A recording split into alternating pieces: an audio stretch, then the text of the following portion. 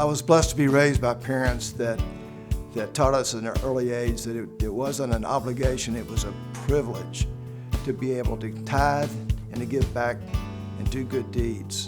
And that carried with me from an early age, and then fast forward to go to work for a bank. And I was blessed to go to work for a bank whose values very much mirrored my own. And in those core values included that a company does well by doing good. So really, by doing good deeds and doing good things and giving back to the community, you get much more back than you could ever give. And it's really a privilege to do that. I've known Glenn pretty much all of my adult life.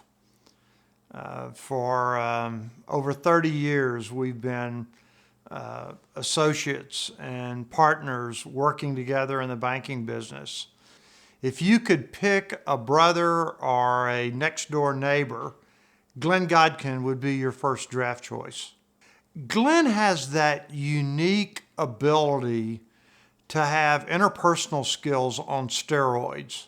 You can get on an elevator with Glenn Godkin, and by the time you reach the floor that you want to be on, you've invited him over to your house for dinner that night, or vice versa. I tried to reflect on all the different ways in which Glenn has given back to the community. And you know, they're interwoven throughout so many aspects of what's going on in Houston.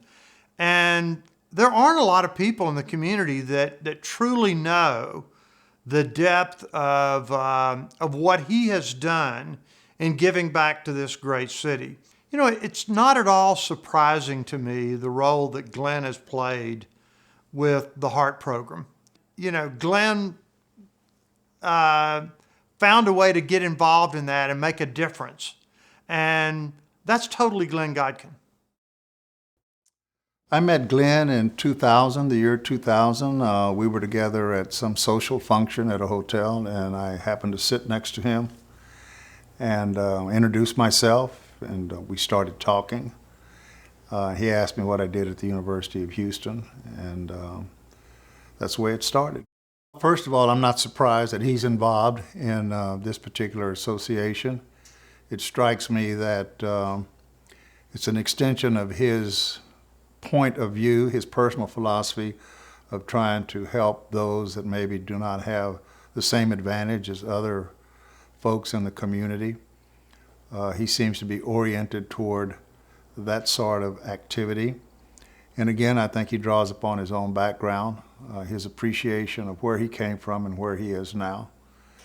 And he has just a good heart, an open mind. So it doesn't surprise me that he's involved with the Heart Association at all. I've known Glenn for as long as I've worked for Habitat, which is about 2 years. Glenn has a longtime supporters.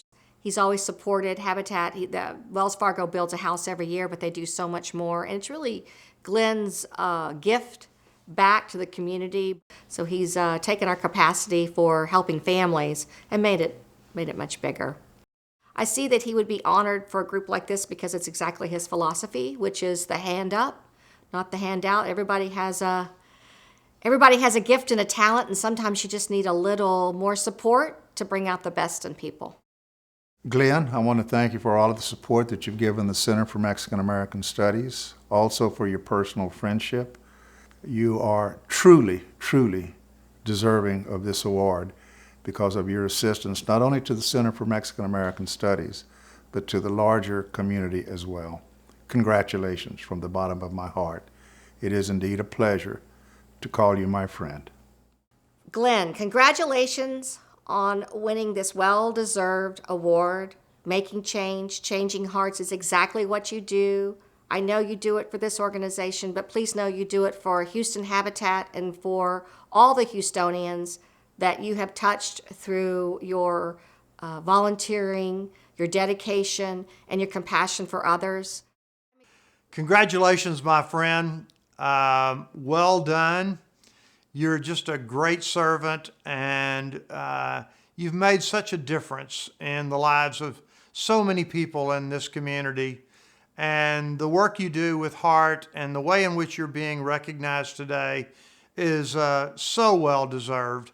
I love you. All the best to you and Joanne and your family. You know what's remarkable about Hart? Former First Lady Barbara Bush, I heard her speaking one day, and she said at an event, and she said that everybody wants to feed the world, but nobody wants to do the dishes. The folks at Hart are out there doing the dishes. You know, we can all write checks. That's the easy part. We've all got great businesses. We've been very successful. Writing the check is the folks at Hart, my friend at Hart, they're out there every single day. They get there early and they stay late, and they're doing the dishes. And I really admire that about those folks. You go out to the Hart facility, or you see them making pizza at the ball game, and it's obvious that they absolutely love what they do. They're so grateful to have this job, and it makes me, I'm humbled. I feel, I go out there maybe to lift them up, but I tell you, I leave uplifted by just being around them. Amazing the work that's being done with these trainees. Jane, from the bottom of my heart, I want to thank you and all my friends at Hart for this award. I'm humbled by it. I appreciate it. And I just thank everyone that took time out to come to this luncheon today. It means a lot to me. Thank you so much.